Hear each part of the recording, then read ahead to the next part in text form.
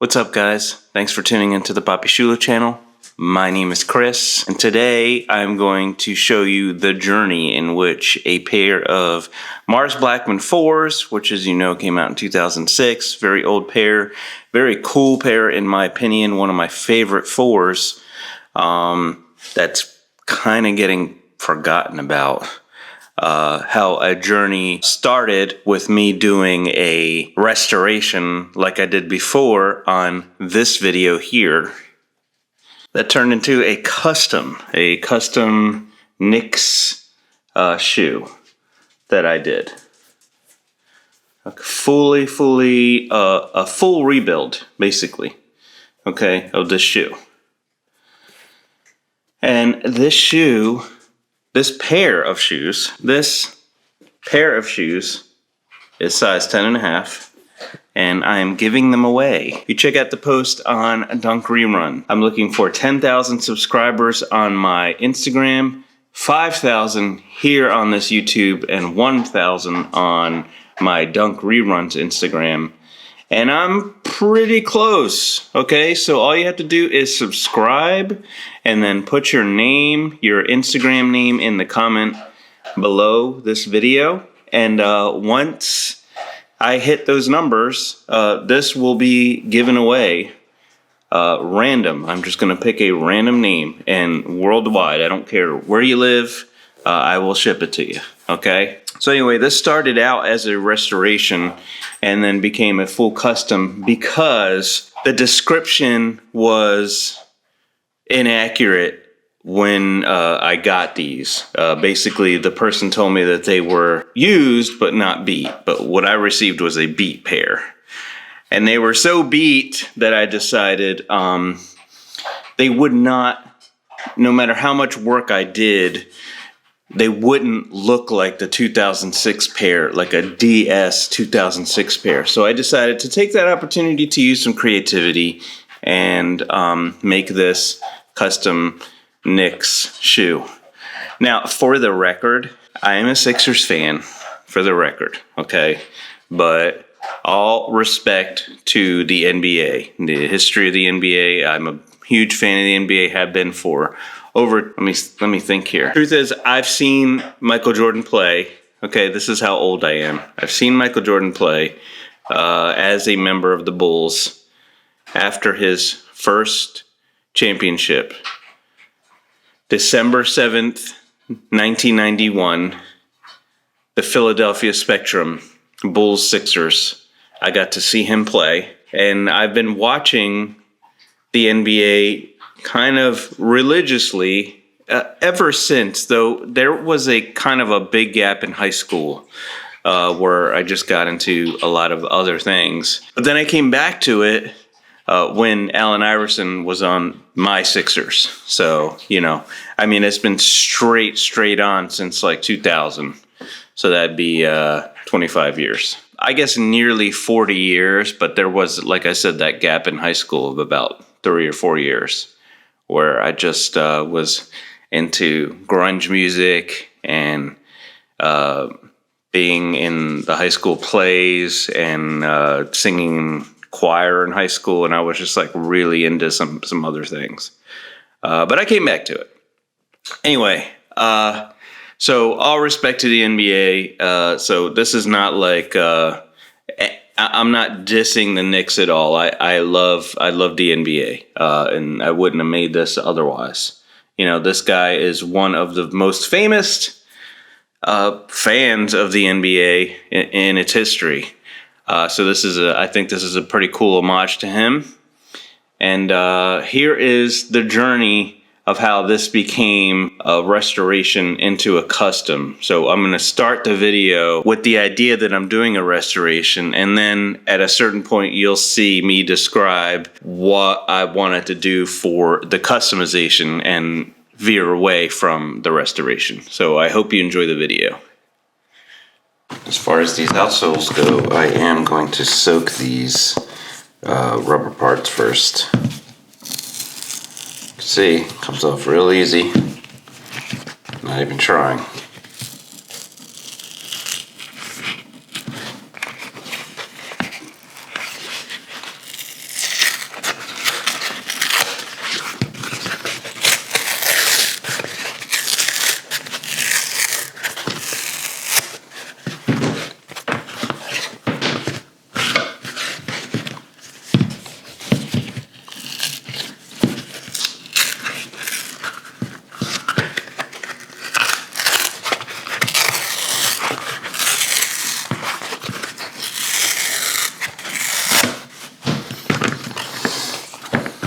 I have a little fish tank that I use to soak, and I'm just gonna put some Castile soap and hot water and put these in, put some weights down, and just let them sit while I'm doing other stuff. Okay, now I will remove all of the old parts that I'm going to replace on this pair of Mars Blackmans, and now I will swap and use a fresh blade. My blade's all fell through a hole. This thing is open. I just use this to cover it so I can remember that they're in there, but they all fell on the floor. Always practice blade safety. This is for anything that might come in contact with your trash. Human, animal, whatever. Just wrap it.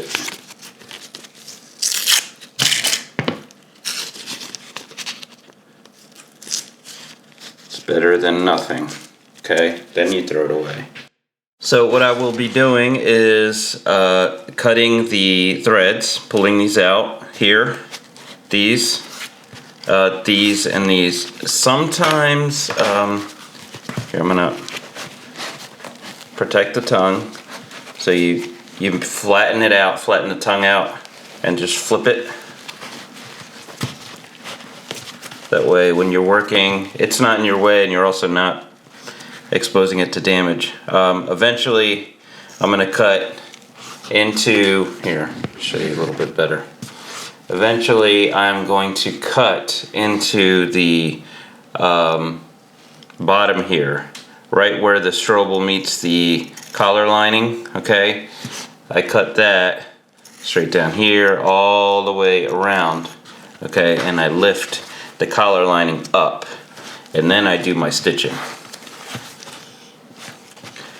Sometimes I lift that up before I take out the back tab, because sometimes the back tab is a little bit tricky and I like to cut the stitches in the back. But we'll see. I may not have to do that today.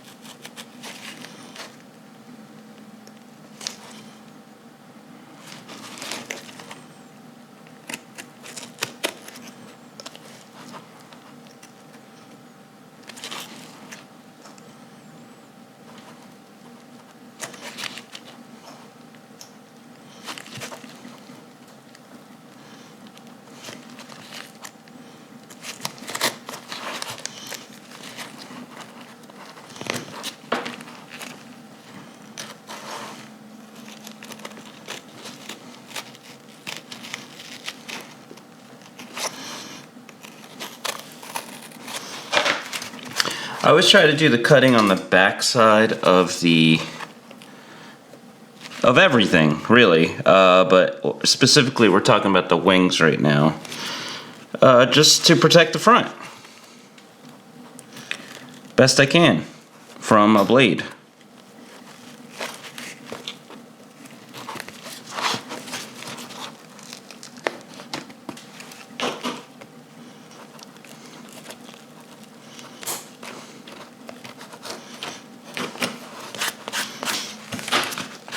Okay, that's out.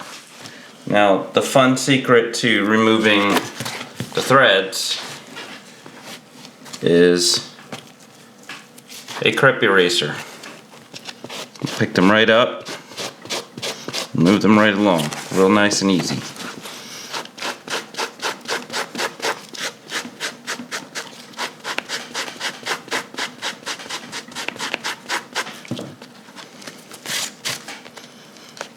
The ones that aren't actually coming out might actually still have be attached to the back stitch.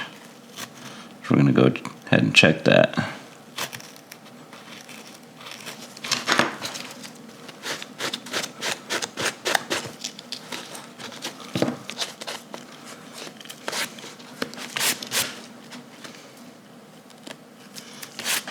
And also, you're fighting with glue, old glue in there as well.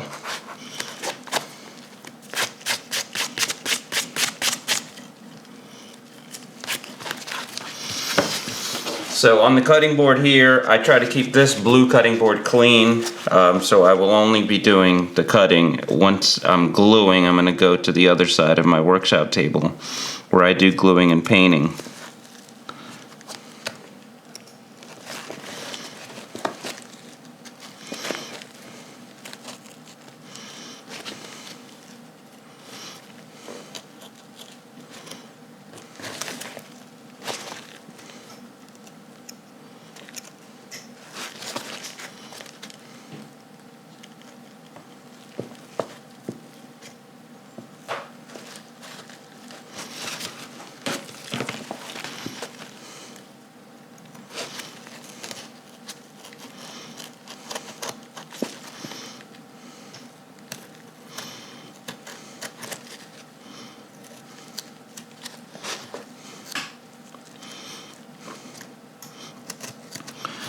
Going in the back, you're protecting yourself a little bit more from getting that blade to poke out, which has happened, and it sucks.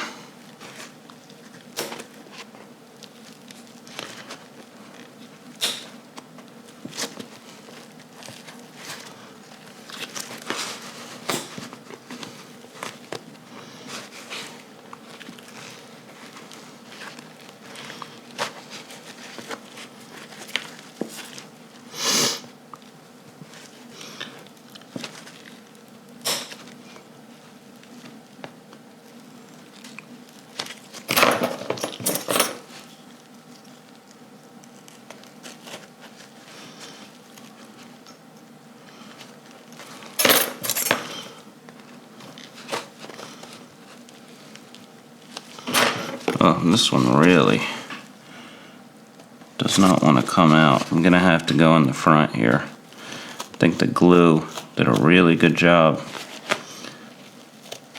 on the front side of this. Does not want to come out.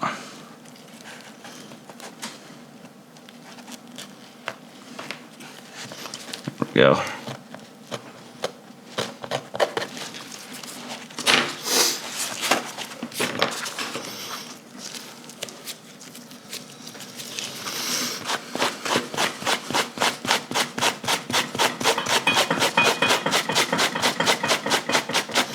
Don't push too hard with the crepe eraser when you're doing this, because you will start to remove the finish of the paint. We're not trying to do that. We're just trying to basically roll off the threads with the eraser. Just get them to roll out of there. Like ludicrous? Am I dating myself again? Probably.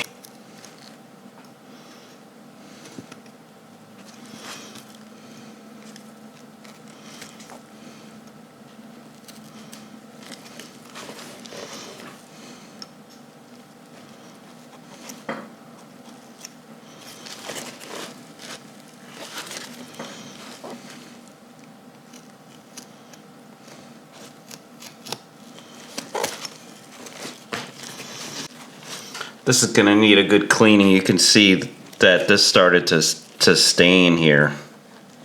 You can see the red mark. These are beat. These are much more beat than I expected, I guess.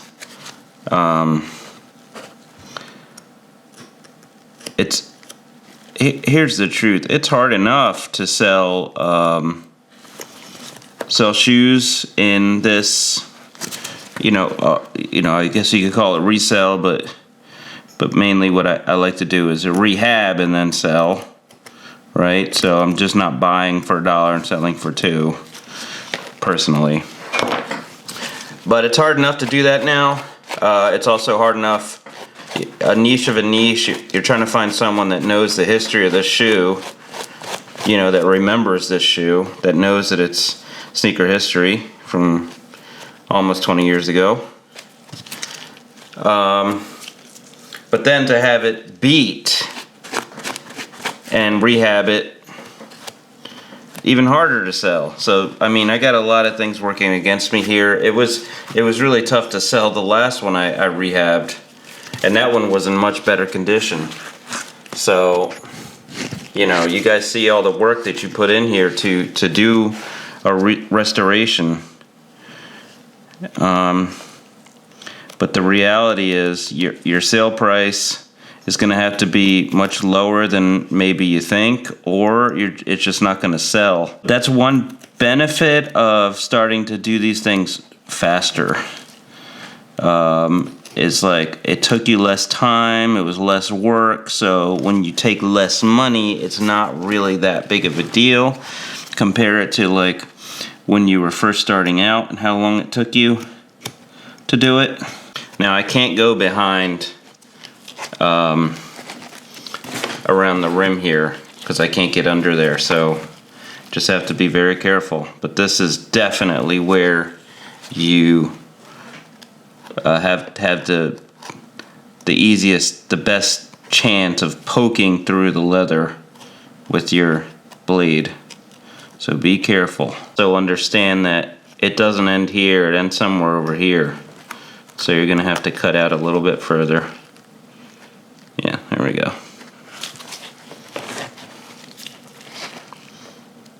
Peeling back does help.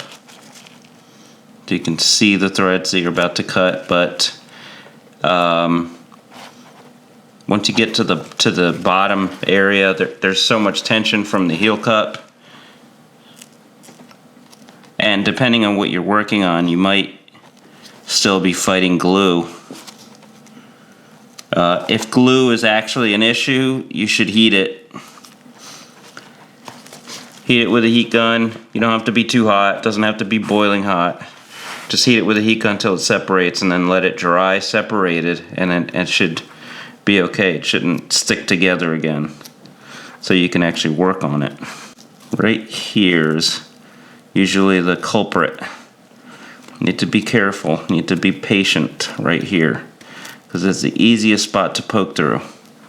It might help you to, once you feel resistance, pull back a little bit and go back in again. Because your blade might find a better spot to get through.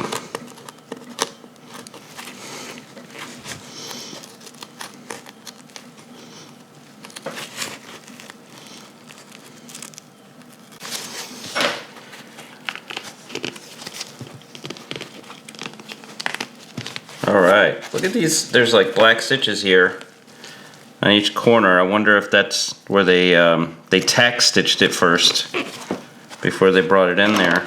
Oh no, well that's obviously that's the upper half of it. They used black stitches. So never mind what I just said, it was very stupid.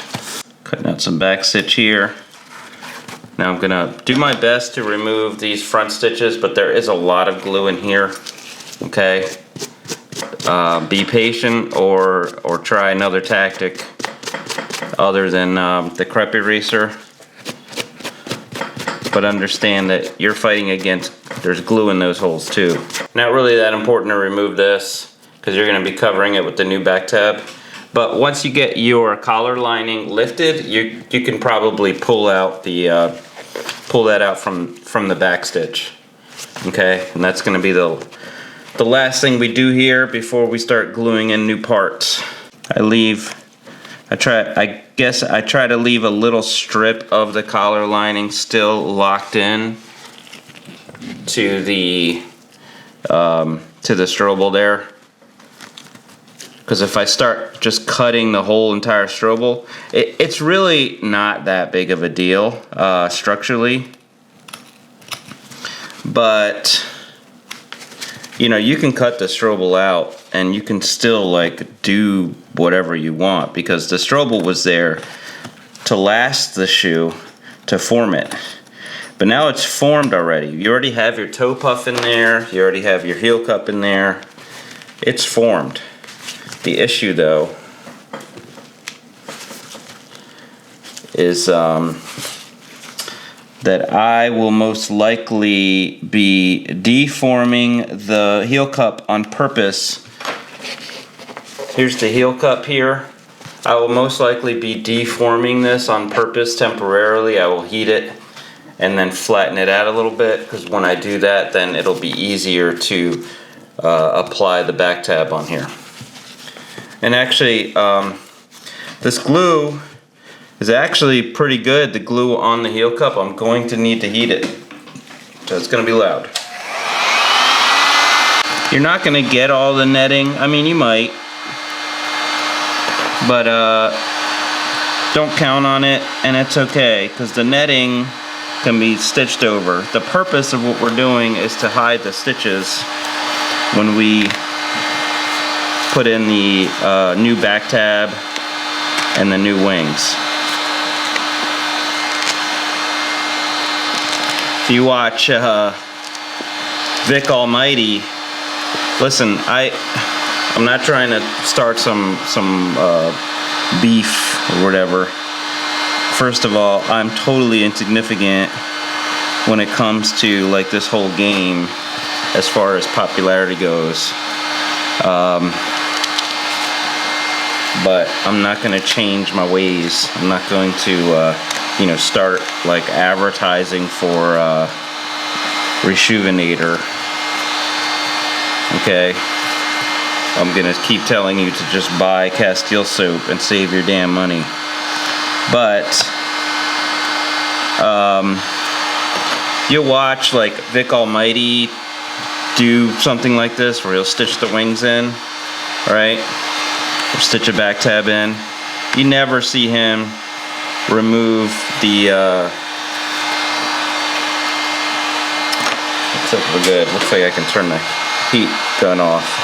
You'll never see him lift up the collar lining, and you'll also never see him or that channel show the inside of the shoe once it's done. Okay, but if he's not lifting this up, then you will see the back stitch on the inside of the shoe, on the collar lining. You'll see like the shape of whatever he stitched right in there. That is not what it looks like factory wise. I think it's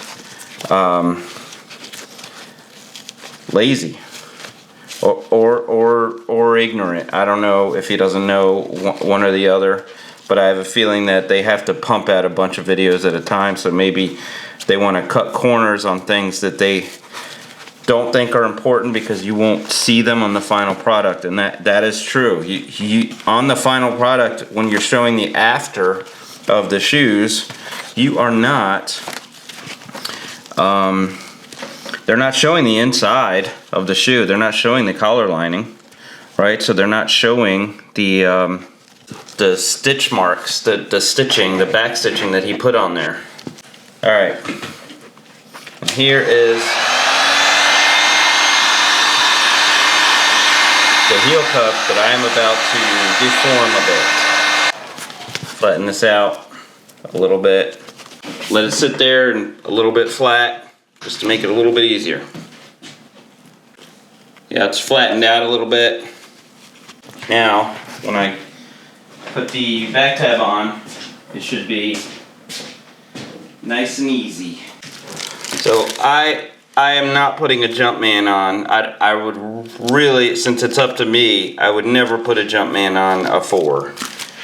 Just a traditionalist. I know that this is not an OG colorway because it's a Mars Blackman, but it technically is. It's a Fire Red 4 that he just put his little face on.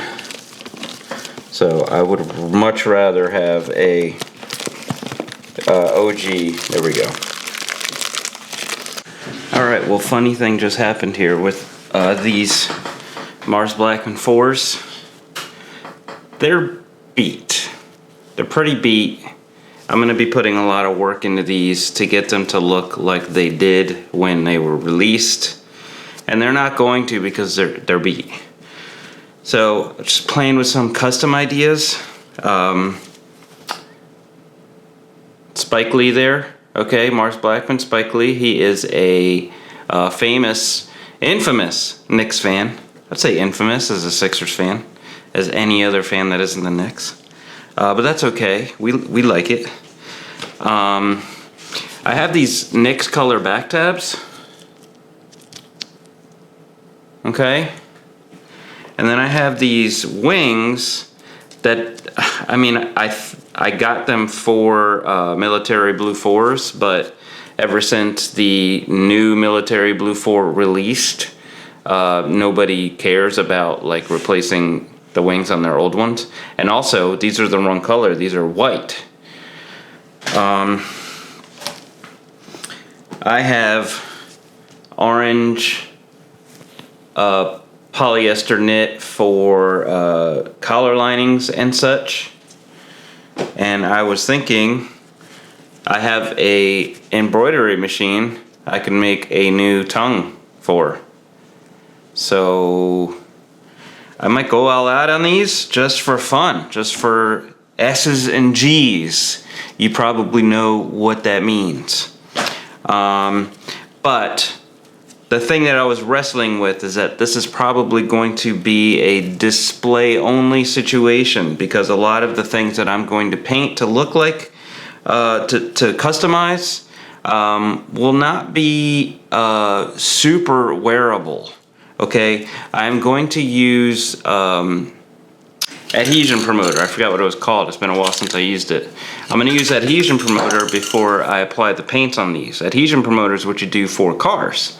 Okay, I could do adhesion promoter after I prep these and then paint these, and then maybe even apply a finish.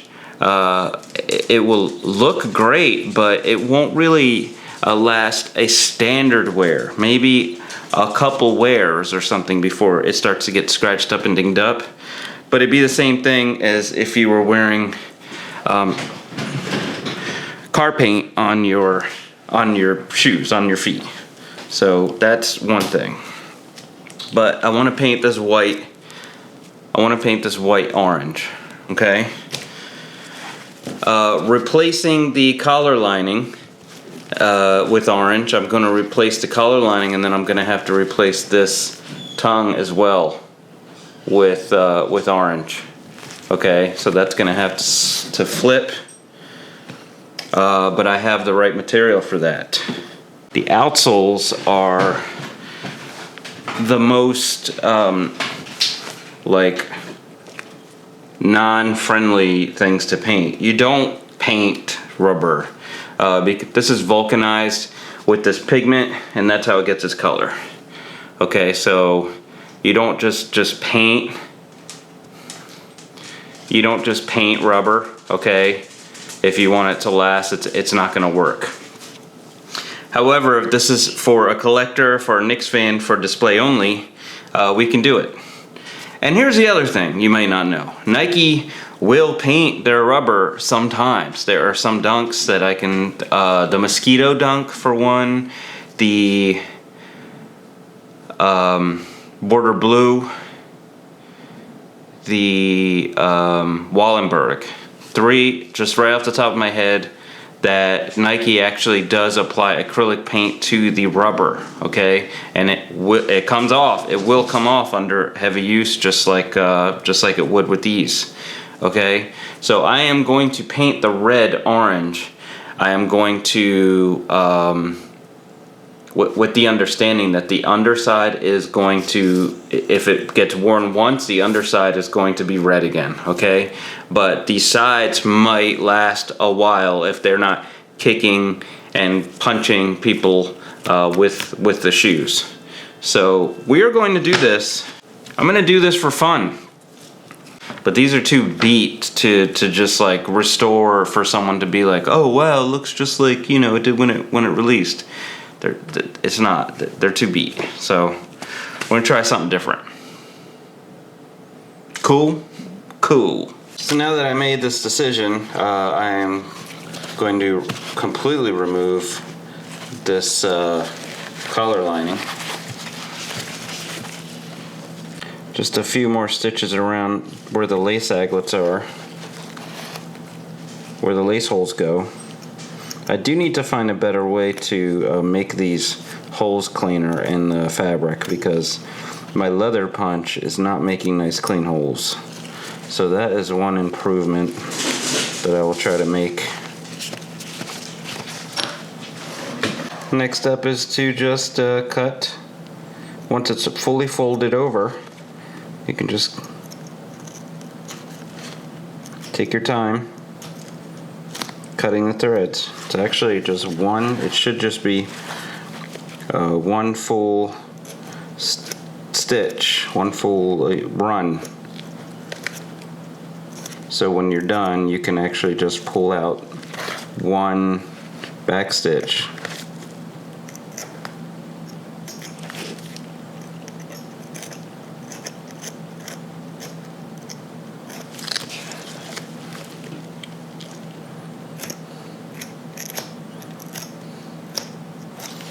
You'll notice that we have all these tiny little stitches in here for the pain in the butt to get out. But when you do it this way and then you locate the back stitch, when you pull the back stitch out, it should pull a lot of those little stitches with it because of the glue. And then what remains, you can just use your carp eraser mostly. Sometimes you really got to pick at it though.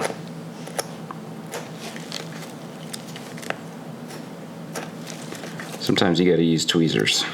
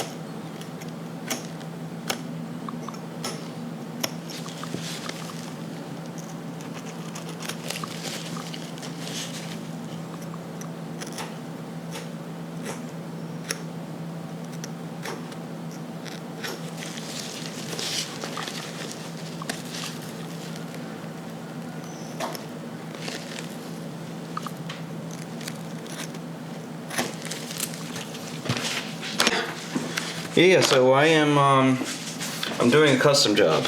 Is that a new shoe? You're making it? No. So this is a shoe from 2006. Okay, it's called the Mars Blackman Air Jordan 4. That is a character that Spike Lee played. Okay, it's actually a very rare shoe. Okay, but in 2006 it's not wearable. Okay, these things are called wings, right? And you in Jordan 4s that's what you lace through. But in 2004. They don't last. You know what I mean? They're kind of crap, right? So they need to be replaced, right? They need to be replaced, and then the back tabs. It's the same thing with the back tabs. The back tabs, they just. Oh my goodness. You know what I mean? They just come right off, right? So they need to be replaced also. But I had an idea today. Because the last time I did this, I did all this work to make it look normal, to make it look like it did before. And it was still hard to sell because kids today, they don't remember 2006. They don't know how cool like this shoe was in 2006 or how rare it is. So anyway, since the NBA season is coming up, I'm going to try to do a custom. Okay, what I'm doing now is I am cutting the strap right where it meets the strobel here. Okay. And I have an idea as to what I'm going to do. Keep this strap in and then restitch it in. Since this is going to be a custom job, we can kind of make our own rules.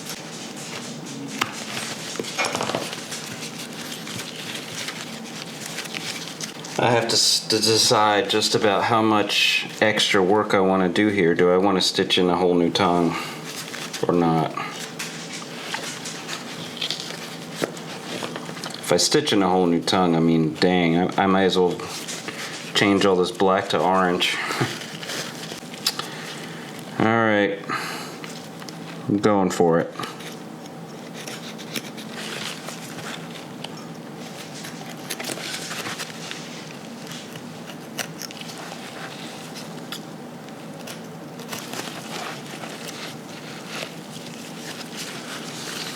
There's basically a tack stitch here first, I think they do, and then the real stitching is under here.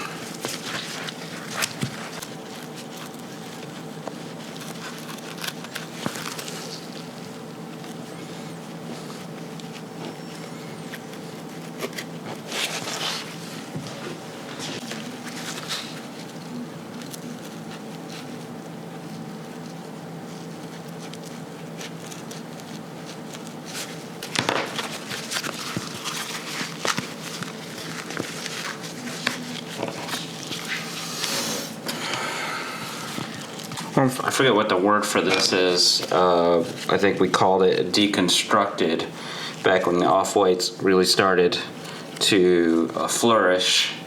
But this design is not new. You sandwich everything together without flipping it over, basically, and you see the foam, and that's it's not that stupid sneaker cleaning guy. This is much better foam. I'm just trying to be careful best I can.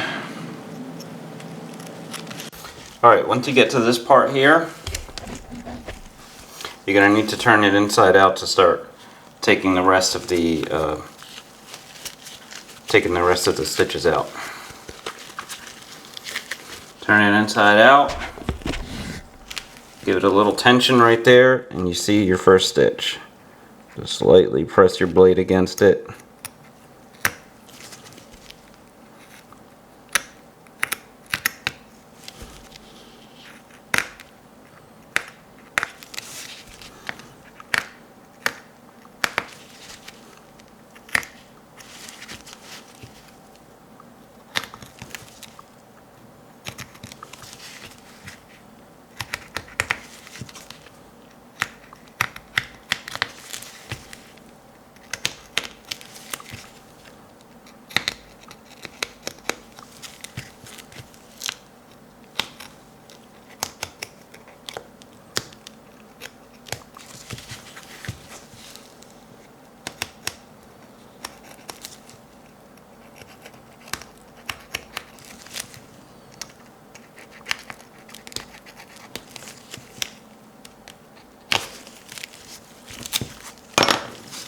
You find that back stitch, should be able to pull it out in one go, unless it's really giving you problems like this one was right here. There we go. Pull it out in one go, and it will take care of a lot of these little thread pieces. Yeah, see, we're clean now on this side. The ones that are stuck are stuck because of glue usually. I'm using my fingers. If I have to, I'll grab the crepe protector, and then if I have to, I will get a tweezer. That's nice and clean there, right? Now I can keep that there as black, or I can make it orange, or another color, blue. Do I have a blue that matches? This doesn't match at all. This is not bad. I know it doesn't match, but it's still kind of in the wheelhouse. Like it doesn't stand out. Or we could go orange. Orange looks pretty good. Or we could leave it black. Black is neutral. Probably gonna do this blue and white.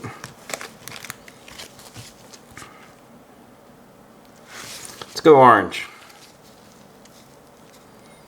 Go orange or go home.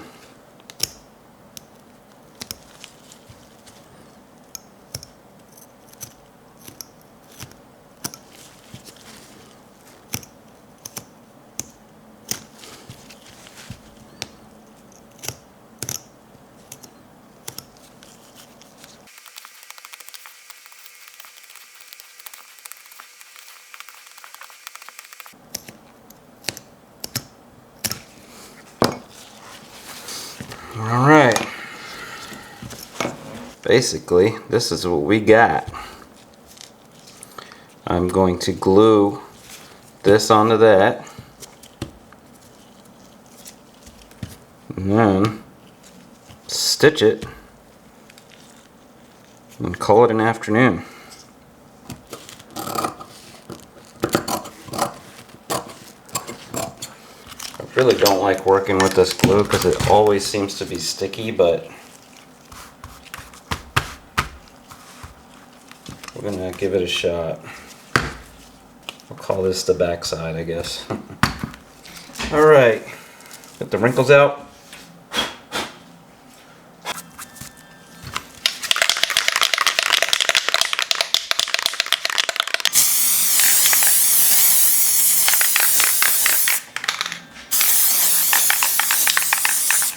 All right, so next step is the following morning now.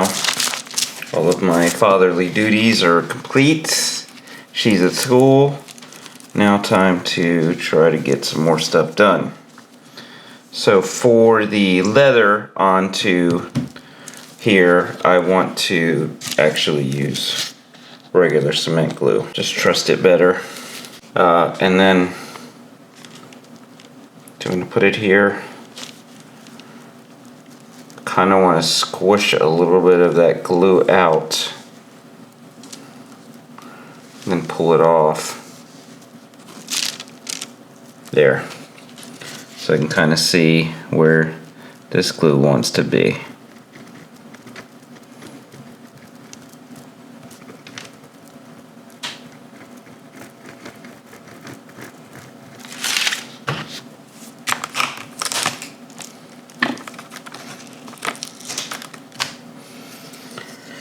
Then let it dry.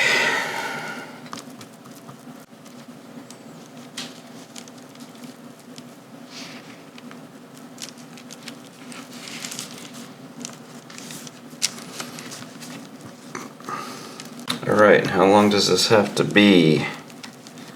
About down here, right? I'll cut it a tiny bit long.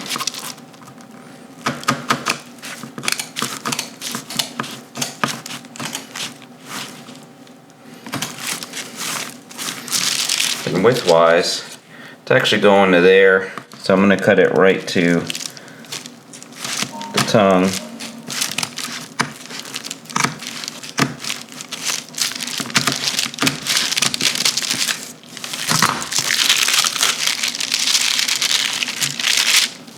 This is basically how I'm going to stitch it, and then I'm going to do the same thing one more time. If I have enough. If I don't have enough, then this will be what I use for the side panels. Because I got to do those too. Tongue tags got to go. So we gotta make a new one. Basically, you buy ribbon mostly. You buy ribbon in Imperial units usually. I wonder if they do too, or if this is just what they cut. It's exactly 5 centimeters straight up and down, but side to side it isn't. Let me see. It's folded inward though. See the folds there? The top and bottom is a real size. It's almost 2 inches. See, 2 inch. It's almost 2 inches both sides, so that tells me it's probably metric. It was supposed to be metric. 5 centimeters. We're gonna go 5 by 5 centimeters.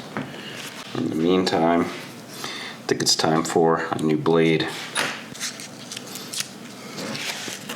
This is a total, almost a full reconstruction.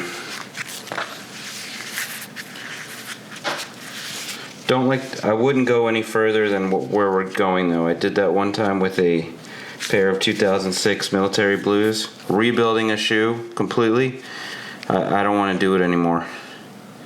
It's way too much work, and the final product is not good enough. Too many like new components going on to it. Oh, and not to mention the fact that this shoe is leather, which is great, but when you're working with a Durabuck shoe or any versions of Durabuck on the shoe, an older Durabuck, what I learned the hard way is that the Durabuck doesn't want the tension from the new glue bond. And what it'll do from the tension of the new glue bond, you could do everything perfectly.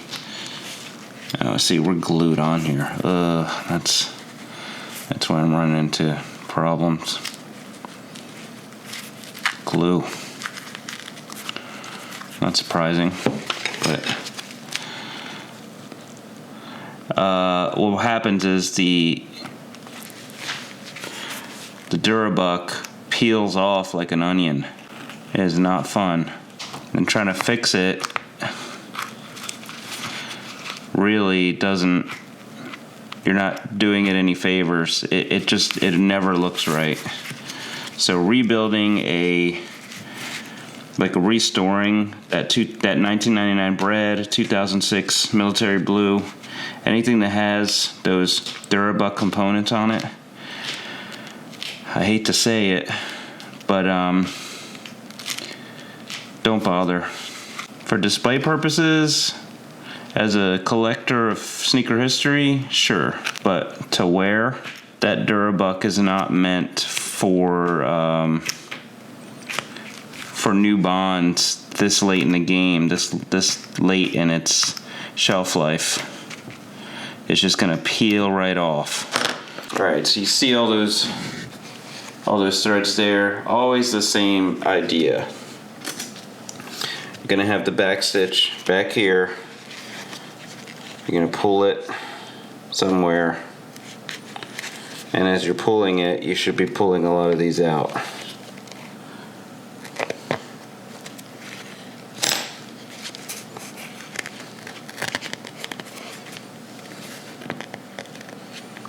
Got a bunch of them. Not all of them though. Say about 80% of them. Might be able to just brush them off. No. Glue. Glue is what's keeping them in there. This is double-sided tape. It's not even glue. Interesting. Double-sided tape, huh? Alright, it's nice and clean now. What I am going to show you is the quarter panels here. I am going to remove the quarter panels and restitch new quarter panels in. Problem with quarter panels, this is structural, this stitch right here. So once I remove this bottom stitch here, this will start to kind of flap open, which I don't love. But it is what we need to do in order to remove this. So I am going to do my very best to just keep this this piece of black interfacing in there, okay, and change the nylon, the black nylon to orange nylon here. There, I got that lace line interfacing out of the way. All the stitches still need to be cut here, but at least I can keep that in place.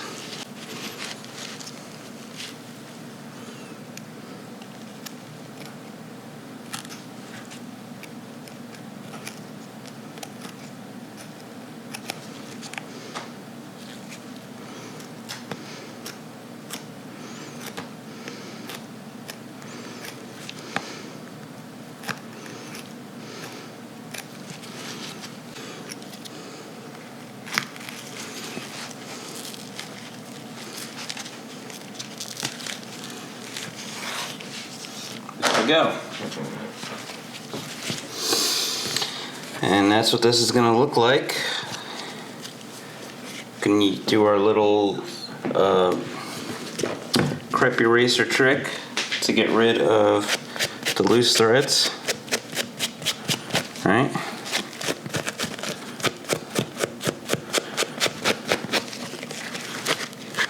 Before I stitch anything back into this, I'm going to clean it.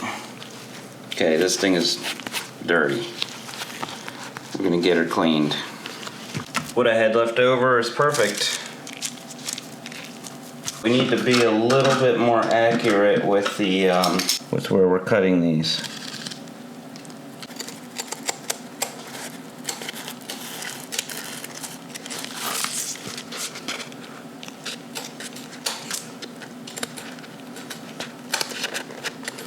Not perfectly accurate, just a little bit closer to. It's close. I always like to have just a little bit more on the sides, just in case I need it. And this is what I get for not paying attention. These are going up. These are going sideways. Stupid. And I don't have enough to go sideways again. These go sideways. Alright, well, I still have more. I just basically wasted a piece because I was not paying attention. It is what it is, it happens. Okay, so I came up with a idea for the tongue tag, and I am going to execute one to see. Maybe I'll use this, or maybe whatever mistakes are in here I'll work on for the next one. But this is just ribbon. Okay, which is 100% polyester. It's got that satin finish that I want. It's 2 inches. I'm going for a 2 inch by 2 inch tag, and we'll see. We'll see how this design turns out.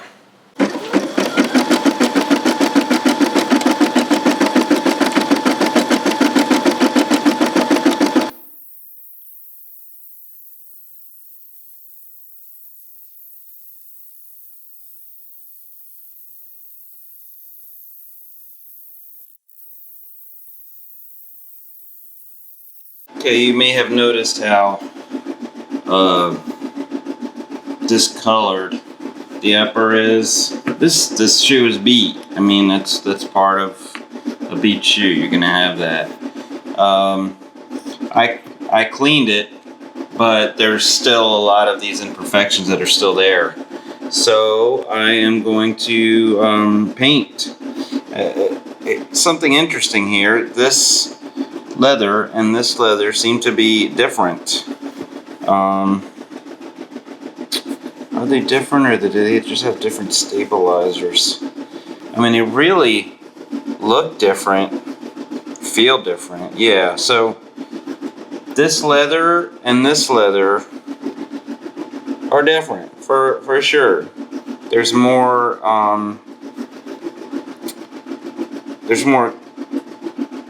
texture in this upper leather, and it's also softer, much softer. So I basically don't have to do anything for the lower half of this shoe as far as painting goes, but the upper half I do, and I will. So I already mixed my paint. I just put I made a cream first, okay? And then I just dropped some of that cream into this white to just take the brightness out of it a little bit, to make it look a little more natural. You know what? I just realized I forgot to add duller. That's important. Just a little bit. When you see it coming out like powder, don't fret, because once you stir it in there, it will all dissolve.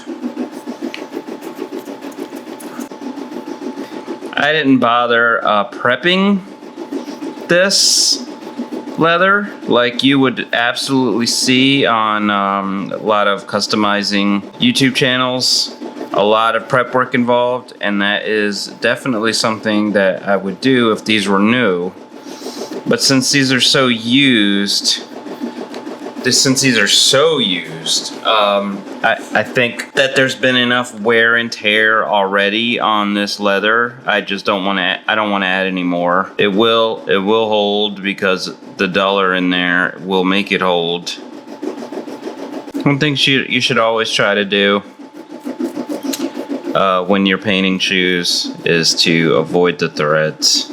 Just because you can tell that a thread has been painted. It looks a little off. A lot of these threads aren't even gonna stick around. Like these threads should be out of there anyway. But I don't have to paint there. Just do your best to try to avoid painting on the threads. If you have to, paint one side of the threads, and then I don't have to do this, but just as an example, and get some paint on there and paint the other side. Okay? Take the time to do that because it will look nicer. You know, these are so stained. I mean, I actually didn't expect this staining to be that bad. I may actually sand this. I don't want to. So nice and soft, and I love the texture.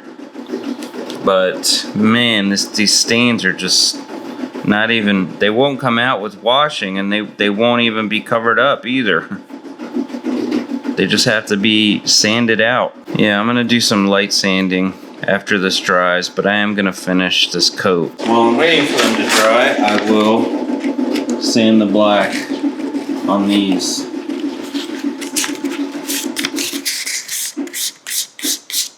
Oh, it doesn't take much, considering how worn these are. I am going to leave the white as is, cracked and everything. It's a lot of work, and also I am still going for a slight vintage-ish look, and I think it's perfect. Perfectly imperfect. I don't want everything on this shoe to look perfect, because then it won't look like an older shoe. I still want it to look older. There'll be a lot of dissonance when you're looking at it if I'm really trying to make it look brand new. There's going to be too many things that your eye is going to compute as not being right. See that? They got black paint on the white. That's factory. Okay? When you do it, don't beat yourself up. Factories did it too, and they sold it that way. So I just applied just a little bit of glue here on the bottom and the top, and then I'm gonna leave the sides the same. I'm gonna fold that in. On a retail, fold it on the sides, and then they keep the top and bottom the same. It's sort of the same idea. It is definitely not perfect in the middle there. You got a lot of pull compensation, or puckering rather, but that is my third attempt, and that is as much as I could not get it to not pucker. So I think once it's on the tongue, it's gonna be fine. The stitches are gonna go straight down here, here, here, here. I don't think anybody's gonna really be looking at the middle. They're gonna be looking at the logo. That's the idea. I don't know what this brown orange stuff is that's on here, but damn. I mean, I started at 1,000 grit, and now I'm down to 400 grit, which is pretty rough. Okay? And I am still really working this leather. I do not want to be this rough. This is as low as I'm going. Dang. Whatever that was, man. It does not want to come out. Yeah, I'm taking away all the texture and everything. I don't want to go that deep. So I'm gonna get the surface of it as much as I can, paint over it best I can. But whatever that was, it does not want to come out of that leather. Just doesn't want to do it. That's as far as I'm willing to go. Keep a feather duster around for situations like this. It's great to get all the particles off before I start painting again. Use a brush, but there is a quality of the feather duster I feel like with the static electricity, where it kind of works better, I think. I have no proof of that. Could be making it up, but it just feels that way when I'm using it, so I'm sticking to it. All right, let's do this again.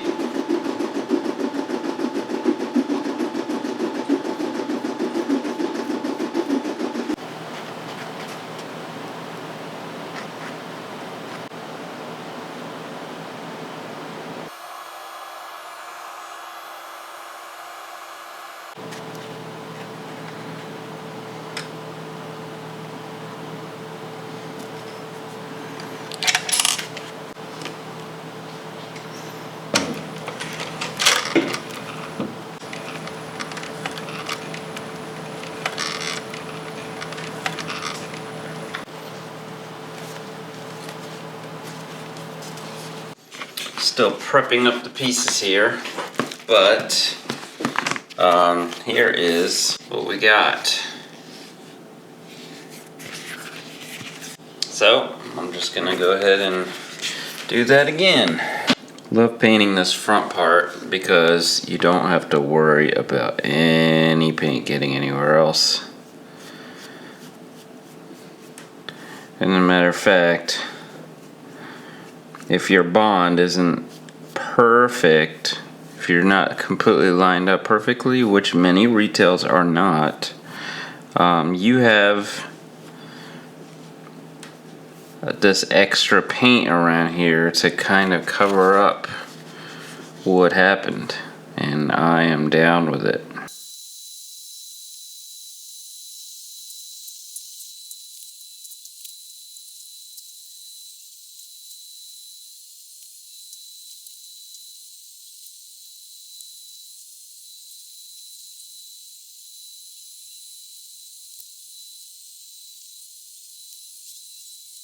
So I think this foam will be just about enough material or to cover everything. So I'm going to cut it right about there, and then I'm going to glue the collar lining material onto it. This material makeup, where you have a very thin layer of fabric, usually a polyester jersey knit fabric, and a thin layer of foam, and then a tiny piece of mesh. You can't just buy this at Joann's. They don't have this. We are trying to simulate it here.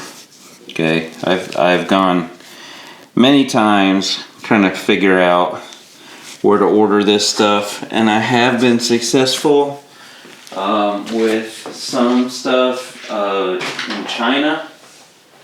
You know, if this was like a black sport mesh, I got something very, very close here. Okay, I have purple and pink also, but for the most part, we kind of have to try to simulate it because it's just not something you can just buy off the shelf.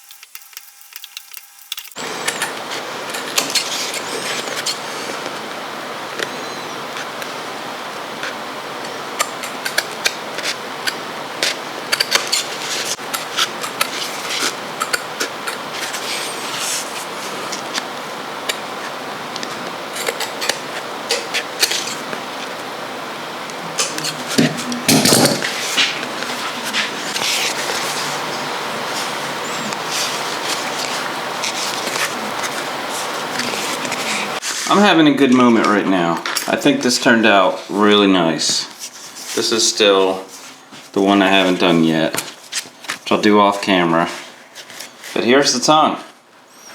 There's the tongue tag. There's the netting. There's the back. Take a look at what it might look like in there.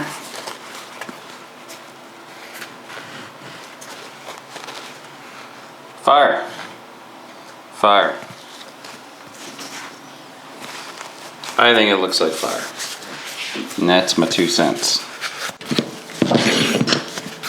Just practice stitch this one in. Well, practice, I did it. So that's done.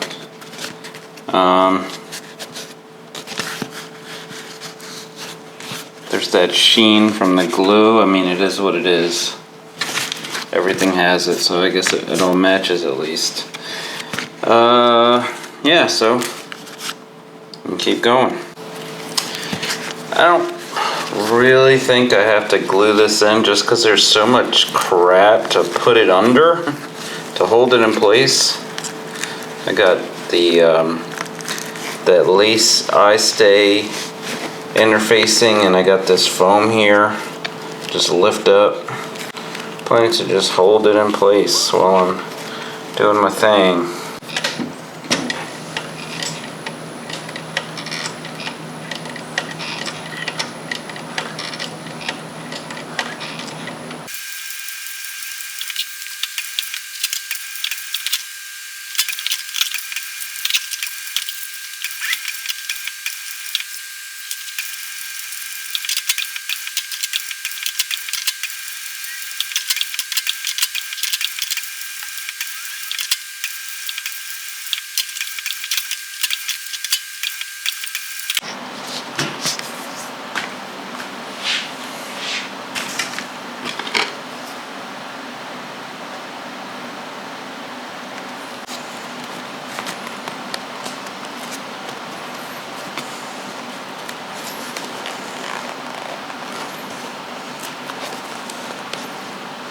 My first put together mock-up here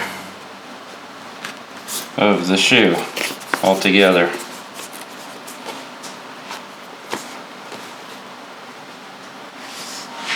It's a ragtag, and that was on purpose because it's too beat to try to make look brand spanking new. I had to do something different. I don't know why that blue is growing on me. Just because this is such a ragtag thing. And it really stands out. I don't know, I gotta think about it. Did this one off camera just to make sure everything went according to plan, and it did. So I'm ready to show you the process of how I did this, including the a new thing that I just discovered on how to get these holes nice and clean. Okay, you can, and by the way, they look off, but they are off. So that's why they look off. When I cut this piece, I made sure it was long, like too long, on purpose. Now the bottom part of this long, I am going to put on the bottom of the shoe where it belongs. And when I do that, you see it's raised up. It's higher than it needs to be. That's my seam allowance. So that's good. Okay, that's what I want. Before I do all that, I have to remove this foam. I'm just going to use heat. That's it. And slowly pull it off. I'm going to pull it off nice and clean.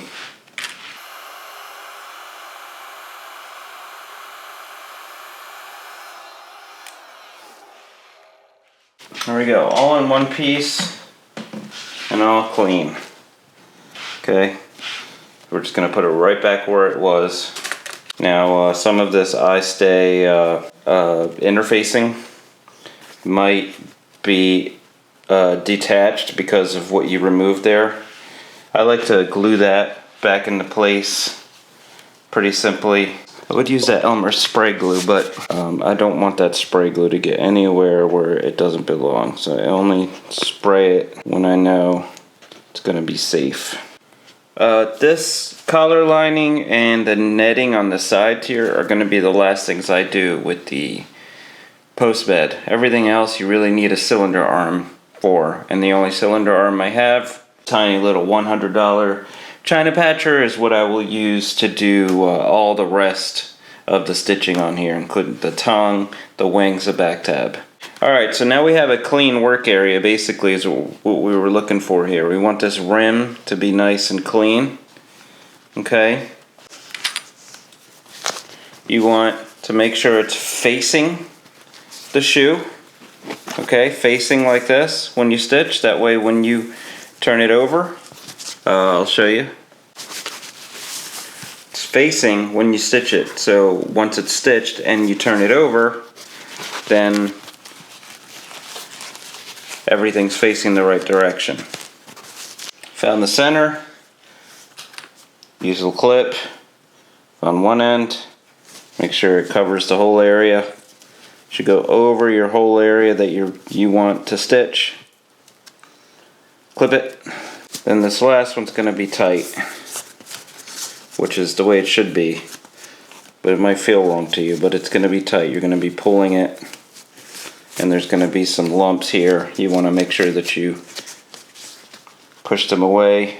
The wheel will be on this side, so this is where I'm going to start my stitch. So basically, as soon as I get this in there, I'm taking this clip out, this one. But I'll start here, and I'll just go all the way around the rim. Very nice and easy and slow. Take it easy. And we should get a nice looking finished product. Usually I have to stand for this because the rest of the shoe gets in the way of my viewpoint, but the very first part I can sit. You can see these stitches here right at the top of the rim. You're just going to follow that. So I'm going to plug into one of those over here, and I'm just going to keep it going.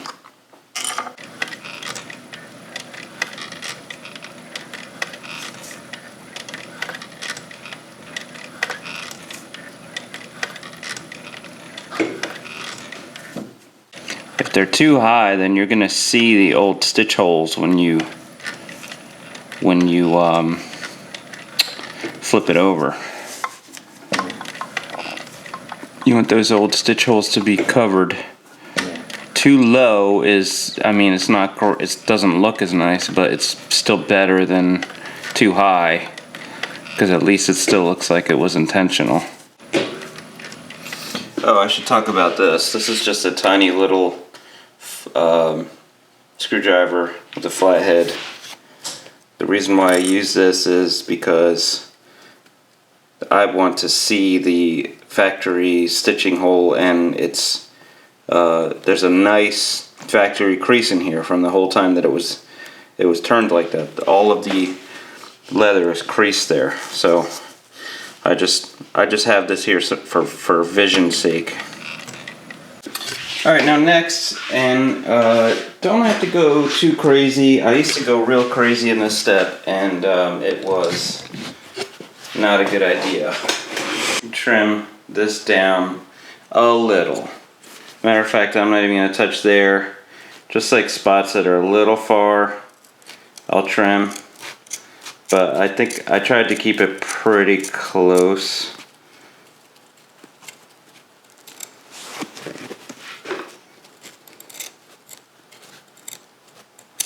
I used to go right up next to the stitch line, because I thought it had to be that clean. It doesn't. And when you go that close to the stitch line, you actually could end up showing the stitch line on the other side. Okay, so let's get this cut. Alright, so here's what it should look like. Just turn this over.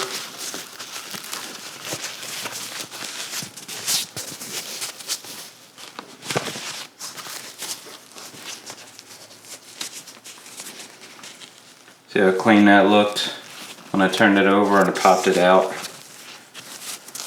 That's a good sign. Gonna do it again here. Nice. That's a little long. I gotta cut it because it won't lay down in the shoe. Yeah, see, it's a little long. Where you cut it outside is almost where it'll end up inside. It'll be a little bit higher. So I just try to cut it right at the bottom.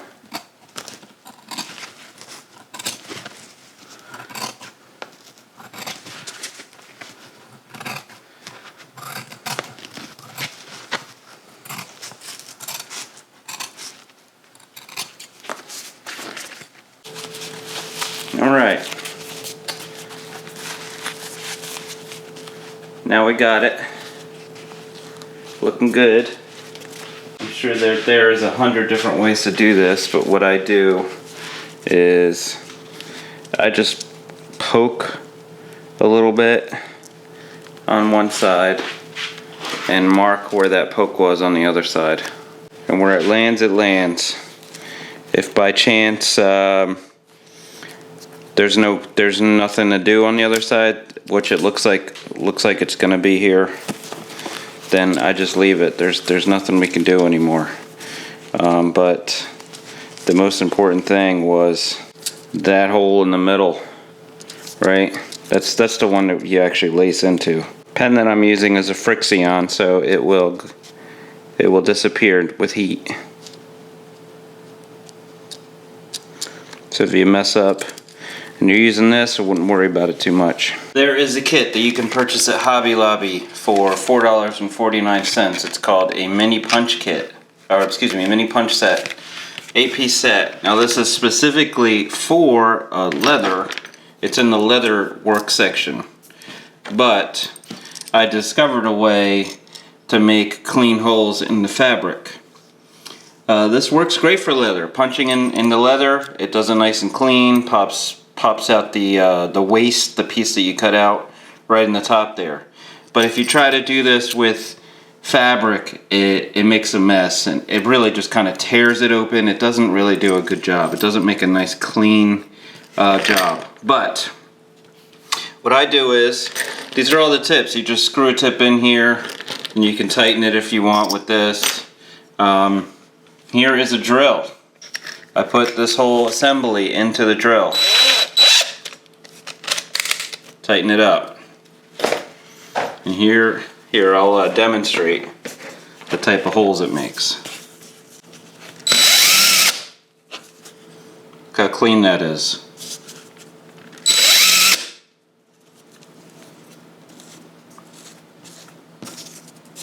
Nice clean holes.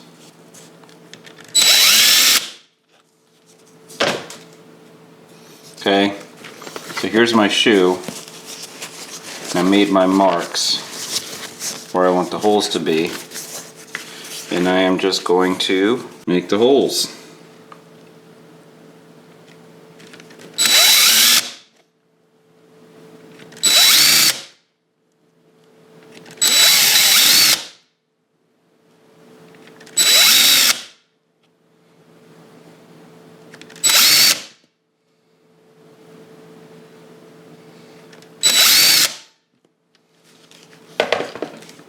Look how close to each other these holes are.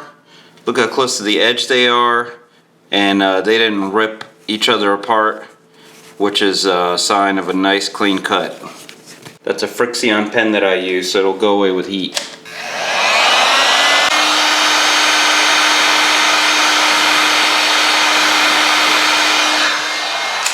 Now we're ready for lacing. Just about to stitch the tongue on when I realized I forgot the dang strap. It's not that big a deal. Matter of fact, the width of the strap really isn't that big a deal. The color's not that big a deal. Putting it on here is really not that big a deal. I'm just gonna go ahead and go like here. I think it's okay if you see it, if it's not actually factory. I could just run over these stitches again, ba-do-do-doop, do-do-doop, right? I think that's what I'm gonna do. And I am literally just going to run over these stitches back and forth here, here. Okay, that'll stitch that in there. And then I'm going to bring this around, do the same thing on this side. Okay, once the shoe is in, I'm going to cut this in half to the bottom of the upper, to the sides of the stroble, and then cut it in the middle. And then it will have its tension. Blam! There we go. I didn't even bother recording it. I mean, you know what's going on here. I put this under here, and then I run a stitch line over here, back, and we're good. Did it 2 times on both sides. It's plenty strong. Shave this one down.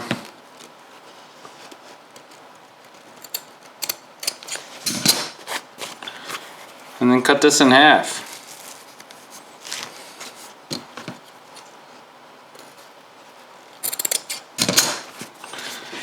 There, now once it's in, I'm going to cut 2 little holes like here and here, pull it through, and then stitch and stitch. And we're going to be happy. Everybody's going to be happy. Now I'm going to go ahead and stitch this.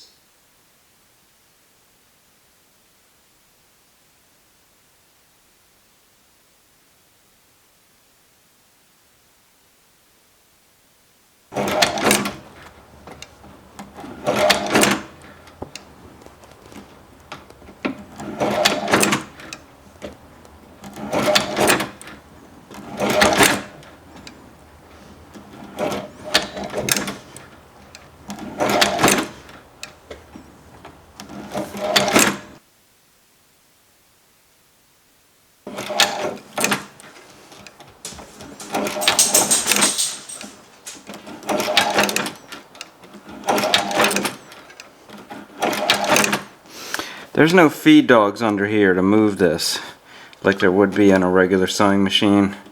The only thing that's pulling it back is the foot. If anything gets stuck on here, which can happen, the foot's not going to move it back to the right stitch. And I think maybe some of the adhesive is sticking there, so it's not moving. Which is fine, you just gotta pay attention. And this puppy is stitched in. Now let's get this front guy.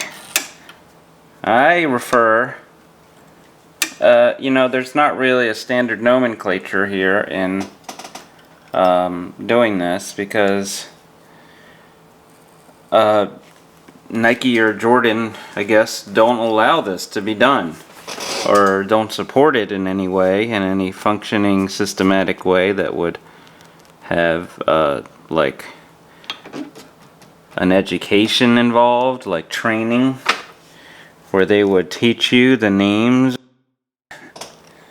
Unless you are a shoe designer, you probably know the real names of this stuff, but we have to guess, don't we? So I call the fronts crowns because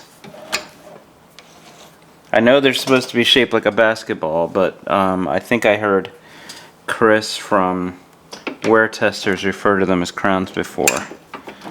And I call the backs wings because everybody calls them wings, but the wings have crowns on top of them, don't they? And here's the rub. Some people think that you can just fix the crowns because it looks different on those wings. You can't. It's all one piece. You cannot fix that. So I'll save you the trouble. You have to replace the whole thing. Now they're both stitched in. Switch over to the other side. Now this one, I must have pulled a back stitch too far because I actually have to stitch all the way down here.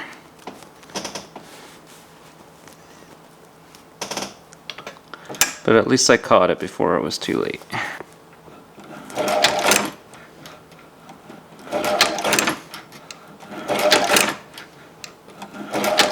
Okay, I had all this done and complete and down, and I realized that I forgot to put the blue stitches in. So I had to pick this back up. The front started to come off because it's getting messed with too much. Just gonna take some deep breaths and realize that this is supposed to be fun. Okay, this is supposed to be fun. All right. So now I'm just gonna prep this one up. I already stitched the tongue in. So now the tongues on both are officially done. Well, officially stitched in the front. I still have to do the sides here. There we go. The elastic bands. I still got to do that. But I'm gonna glue in the wings and crowns now.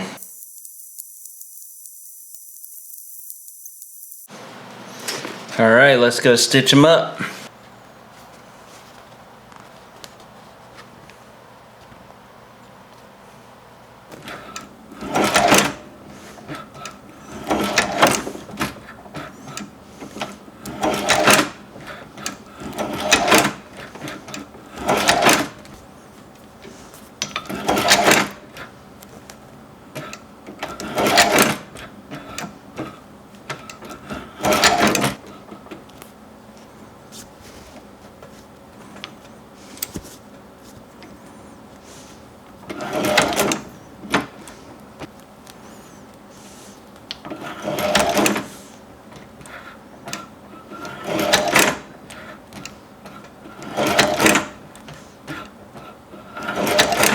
Fold in, protect the tongue.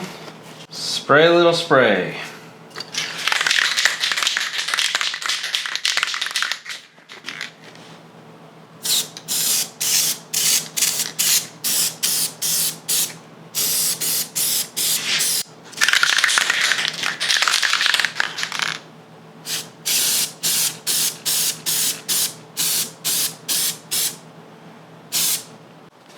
I already had it nice installed and it looked really pretty, but I forgot to do the blue stitching on the back tab, the upper half of the back tab. So I had to lift it back up, and in doing so I really did a number on it. Oh, mother. Let's do this the right way this time, Chris. What do you think of that? That sound like a good idea? Huh? Yeah? I think it sounds like a pretty good idea. You dummy.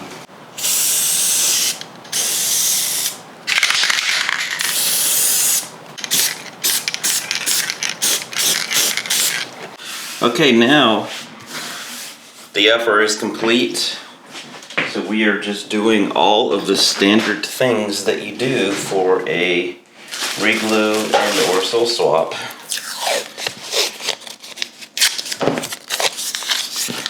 The main fundamental one is using a fresh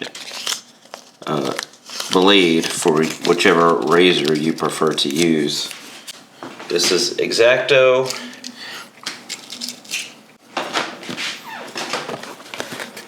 And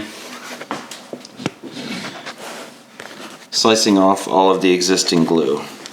Now, since this stuff is pretty standard among what you're supposed to do here, I have plenty of videos covering this.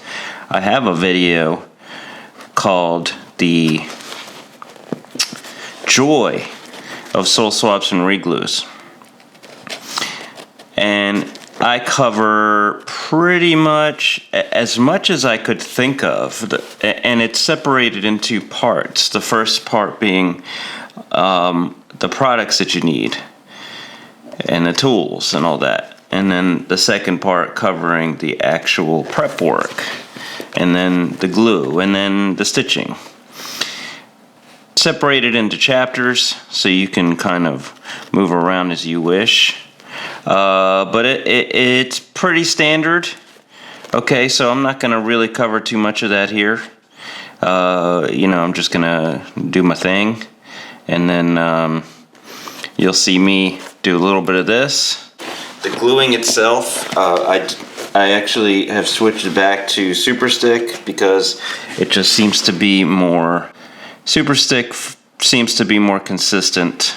There are clear periodic table of element differences between EVA and polyurethane, but sometimes I think I'm doing something on polyurethane and it turns out to be EVA, and Infinity does not work on EVA.